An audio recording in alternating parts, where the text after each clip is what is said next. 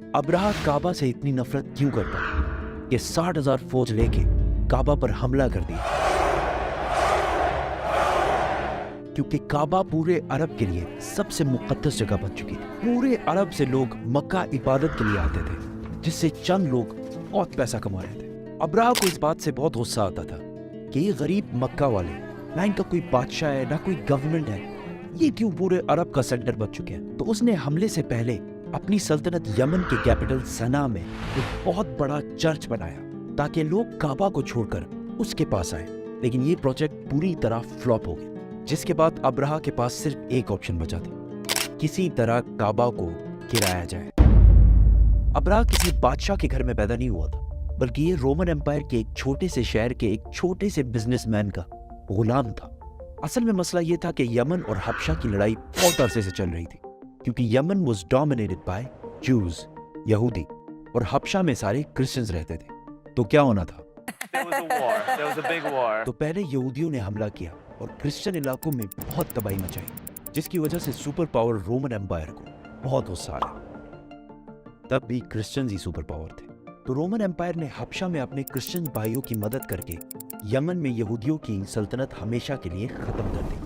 और इस काम के लिए उन्होंने अपने ही गुलाम को भेजा, जिसका नाम था अब्राहा, जो 1 लाख फौज लेकर गया और यहूदियों की तबाही मचा दी। इस जीत के बाद अब्राहा बहुत ज्यादा स्ट्रांग हो गया और उसने यमन को अपने ही मुल्क हबशा से अलग कर लिया। हबशा के बादशाह को इस पर बहुत गुस्सा आया और उसने फिर एक फौज भेजी, लेकिन इस बार अब्राहा के खिलाफ। इस नई फौज ने अपने ही जनरल को कत्ल करके अब्राहा के सामने पेश किया और अब्राहा के फौज में शामिल हो गया। इसके बाद अब्राहा पूरे अरब का सबसे ताकतवर बादशाह बन गया और पूरे अरब में उसका इन्फ्लुएंस फैल गया, सिवाय एक चीज के। हर साल पूरे अरब से हजारों लोग मक्का में काबा के तवाफ के लिए जाया करते थे। तो अब्राहा ने सोचा, इसमें कौन सी बड़ी बात है, हम भी एक बना देते हैं। तो उसने अपने कैपिटल में एक आलीशान चर्च बनाया, जिसको उसने पूरे दुनिया के हीरे जवाहरात से भर दिया। ये बिल्डिंग पूरे अरब में सबसे खूबसूरत और आलीशान बिल्डिंग थी। अरबियों ने इससे पहले ऐसी कोई चीज नहीं देखी थी, लेकिन कोई भी इसकी इबादत के लिए नहीं आया और सब उसी पुराने काबा की तरफ जाते रहे। इतना खर्चा और इतना सब कुछ करने के बाद भी जब अब्राहा फेल हुआ, तो उसके पास सिर्फ एक ही ऑप्शन बचा। तो उसने 60,000 लोगों की फौज जमा की और काबा पर हमला कर दिया।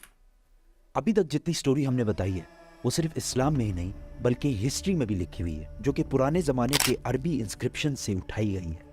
इन सब में अब्राहा एक बहुत बड़ा बादशाह था, लेकिन उसके मक्का जाने का कोई भी जिक्र नहीं है। लेकिन रीसेंट फाइंडिंग्स में कुछ ऐसी यहूदी इंस्क्रिप्शंस मिली हैं जिसमें क्लियरली लिखा हुआ है कि अब्राहा ने एक जगह पर हमला किया था जिसमें उसे बुरी तरह शिकस्त हुई थी। तो अब बड़े बड़े हिस्टोरियंस भी इसको मक्का पर इसी हमले को करार दे रहे हैं, जिसमें अब्राहा अपने साथ कुछ हाथियों को भी लेकर गया था। अरबियों को पता था कि वो इनका मुकाबला नहीं कर सकते।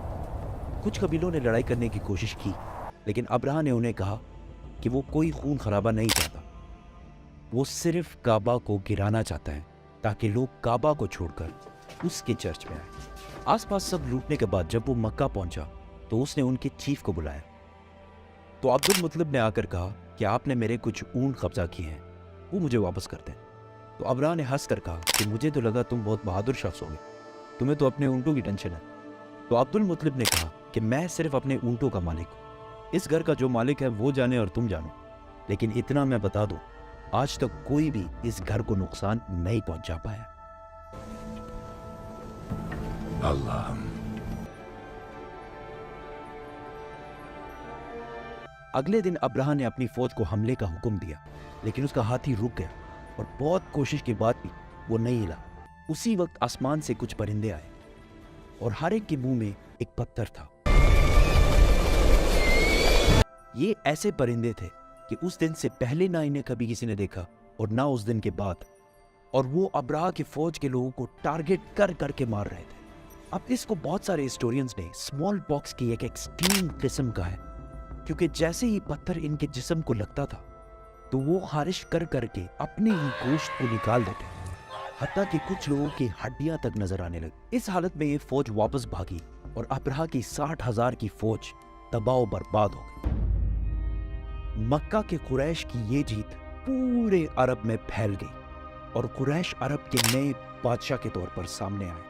इस वाक़े के बाद पूरे अरब से लाखों लोग काबा के तवाफ के लिए और भी आने लगे और मक्का में हर साल उकास का अजीम शान मेला सजने लगा। मक्का वालों की दौलत डबल ट्रिपल आसमान से बातें करने लगी। लेकिन इसी साल अचानक एक दिन ईरान के सबसे बड़े टेंपल में जो आग सालों से जल रही थी बुझ गई और उसी दिन मक्का में एक यतीम बच्चा पैदा हुआ जिसका नाम था मोहम्मद।